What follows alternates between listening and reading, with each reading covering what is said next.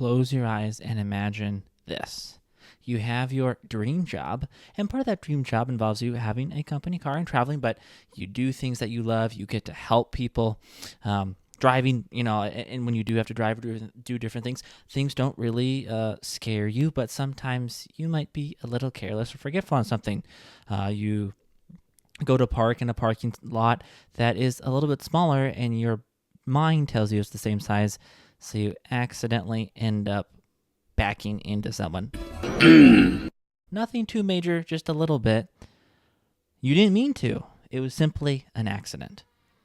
But if you're like me, perhaps you start to spiral, being worried about letting all the people involved in that situation down, that it's much more than just an accident, but an extreme failure. Which brings me to my question today. Does making a mistake or a few mistakes make you a failure? Well, the Bible would tell us no. Failures do not define us. They do not, a few mistakes, do not make us a failure. But if you, like me, why do we, when we make mistakes, feel like we are failures? Where does that come from? And how do we overcome that? That is what we're going to look at today. If mistakes do not make us a failure, or let me put it this way, if our failures do not define our value, why do we put so much value behind success? Well, because we believe the inverse. We believe our value is based on our success or our value to other people, our usefulness to other people. We may not say that, but by our actions, it shows what we believe. Dr. John Deloney says behavior is a language, and by the way we behave, it shows what we believe and who we really are. Have you ever known someone, I think it's really exemplified in the corporate world, that's very much driven, willing to pretty much step on anyone's toes to get ahead, kind of much like you might think of a shark in that instance. You see that person is often driven by failure, the fear of failure, the fear of worthlessness, because they think if they fail, that they're worthless. So in order to overcome that, they never stop trying to succeed at the cost of other people, relationships, and at times moral rightness. Success, though, and the problem beyond just those willing to sacrifice good things for what you think is good, success is a moving target. It doesn't stay the same. You might be able to achieve that promotion at work, or get that new position, or find that amazing job, and you think that will finally make you feel like you have succeeded and you're worthy and you're worth something. But that success being a target is often moving. That's one big way that it shows up. Another way that this fear of failure shows up, and I'm going to use a bit of a personal example, and I'll give some backstory here. So I grew up believing, and still do, that we should be good stewards of what God has given us, and a steward should be found faithful. According to the Bible, it is required in stewards that a man be found faithful. And my dad taught me this all the time. Now, a little preface. This is not an indictment, on my father. Far to the contrary, I think it was me receiving the words the wrong way. But you see, I remember one time in particular, kind of a genesis of this video. I was pulling out of our garage and got a little bit too close to the side of the garage. Disappointed! Unfortunately, many of us have been there, and I gouged, not really gouged, but dented and gouged a little bit into the front fender, I think, above the wheel, whatever that, for my car folk friends. I don't remember what that part of the car is called, but I gouged that out a little bit. And that led to a long lecture of taking care of what God has given us, which, again, I do agree with, and I don't think that's what my dad wasn't trying to make me feel the way that I received it, so I wanted to preface it that way. But what I told myself was that I have to be more responsible, that I have to be 100% vigilant and perfect in taking care of things or people, and if I'm not the perfect steward of what God has given to me, I am somehow a failure, and more so, I am less valuable to God. Is that true? Does God love us? Is God's love based on our value and success? And does his love decrease if we make mistakes? No, no, no, not at all. That is not true in the slightest. But that's what I and many people tell themselves. I think in the Christian realm, again, kind of the first example is more a general example. This one's more of a specific Christian example. Another way that it shows up, particular in this is either or, is people pleasing. We are so afraid that people will not accept us, that they value us less if we disappoint them or we say no, so we're willing to do anything and everything for them. The people who truly love you, though, do not see you that way and never will. They truly accept you for who you are and who you are in Christ, and you never have to perform out of fear of losing them. And if you ever have to perform for someone to keep them, they're not worth keeping. I mean, within respect, you should do a good job for your boss. And, if you don't do a good job, you might get fired. But that would still be the wrong basis. The basis of wanting to succeed at work should be for your own self, not for the pleasing of others. And therefore, you actually will please your boss. Does that make sense? Hopefully that makes sense. I'll probably do, that's a whole nother topic in of itself. But again, if you're especially a personal relationship, if you fear that if you fail them or make mistakes or disappoint them, they're going to value you less. And especially if that's true, that's not worth a person keeping them around. Oftentimes, talking about this, people will feel like they have to bear or are responsible for other people's emotions, when the people pleasing is the fruit of people kids at times feeling like they have to bear the emotions of others, that they have to bear the emotions of their others. Now, what does that look like? Oh, mom is having a bad day, so I have to be careful and not set her off. Dad has really had a long day at work, a long week at work, so we can't bother him at all. Which, yes, there is a balance in learning to be thoughtful of others and helping your parents, but often this gets done so often, especially it feels like in the past 30, 40 years, but it's been happening probably throughout history, that kids become emotionally responsible for their parents. They are responsible for keeping things away from their parents, but the parents are supposed to be the adults. They're supposed to be able to have the responsibility of their own emotions and help their children navigate emotions, not the inverse.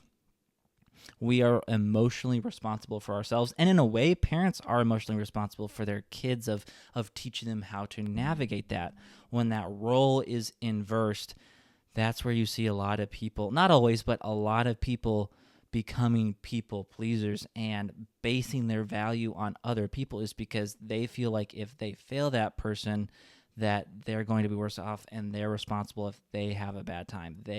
If they fail in something because you let them down, then you are ultimately a failure and you have failed them, which again is not true, but that's where a big basis. So the two big ones is the fear of worthlessness, and then the fear of letting someone down because you're responsible for them.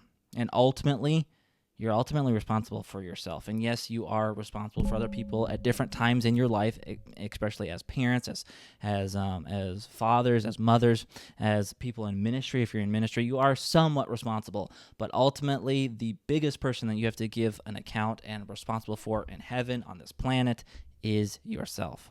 So, if you, like me, struggle with this, how can we overcome this fear that we think mistakes make us a failure? What can we do?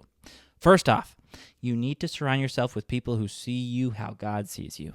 They will speak life into you. They will be able to challenge you when you have stinking thinking, as I learned in college. That was one thing that a teacher said, stinking thinking, or negative self-talk, as it's been said at other times by other people. In particular, if your spouse says something good about you and they have not done anything to contradict them, then believe them. And an example would that be like if a wife doesn't think she's beautiful, but her husband says she's beautiful and he's not looking at anything appropriate, doesn't have wandering eyes, and she knows that he truly desires her and values her in every way, then she should believe him. So often, and I do this myself, when my wife says something kind to me to try and encourage me, I don't believe her. And because I have a higher standard than what she has, and I think I haven't met that, so she's just trying to be nice to me.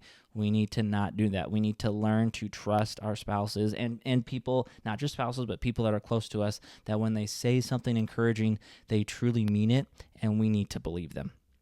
Another thing is learn verses that prove you're valuable, and then use them. In other words, when you feel worthless because of a mistake, you tell yourself that does not define your value.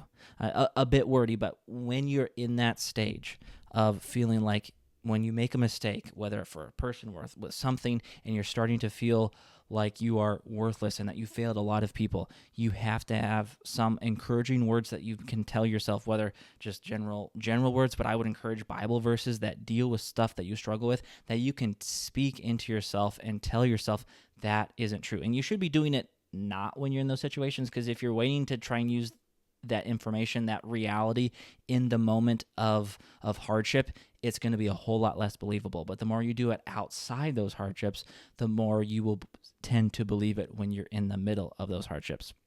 For a personal example, I had one very similar. The opening may or may not have happened in my ministry work in the past couple of weeks. May or may not. It's plausible deniability. But I started going down this very spiral, and some Bible words and some other things that I had learned about myself, I was able to help pull myself out of the spiral. I was still there for a while, still was, kind of stuck there for a lot longer than I wanted, but shorter than in the past, and that is progress. It won't feel like you believe it at first, and that's why I would encourage you to say and do these things outside of those hardships, because if you're doing them just in the middle, it's going to take even longer. But the more you say them, the more you will believe them. I would also, thirdly, if it's something that you really, really struggle with, I would encourage trying to find some counseling or therapy, whether with your pastor or a good counselor or therapist. Ask other people that you know that maybe have struggled with this, that are doing better, or there's, again, tons and tons of resources. But if you're not going to church, I would start there. Start going to church, get plugged in with some people, get some people that can encourage you. And yeah, if it's really a difficult situation, if you really struggle with the fear of mistakes, then get some counseling. Talk with someone on a one-on-one basis that can really help you. And I know these things can feel huge, and the last thing sometimes you want to do is tell someone or tell a professional, because there's unfortunately a lot of stigma, especially for men. But sometimes you need a professional that wants to help you and that can help you understand what starts to go wrong and how to avoid those things to find true freedom and healing. When you make a mistake, do the next right thing. In Proverbs, it says, "The righteous man falleth 7 times and yet rises again." The difference between success and failure is not the lack of failure, but the determination to rise again after failure towards success. The successful person, the righteous man, fails forward, but those who are stuck in failures and the fear of it fall backwards. So next time you fail forwards, it means you're going into success. What was it? Thomas Edison said, "I have found 900 some ways not to find a light bulb." He fell forward over 900 times until now we're here and we get to light our whole world, because he chose, instead of staying in one failure and that he failed and couldn't succeed, he kept trying until he finally succeeded. He fell forward over 900 times. I hope you guys are having a wonderful day. As always, let me know down below what you think, what areas maybe you're struggling with, or some other tips and encouragements that you have that have helped you stay out of this mindset. As always, I hope you guys can find freedom, and thank you guys for watching.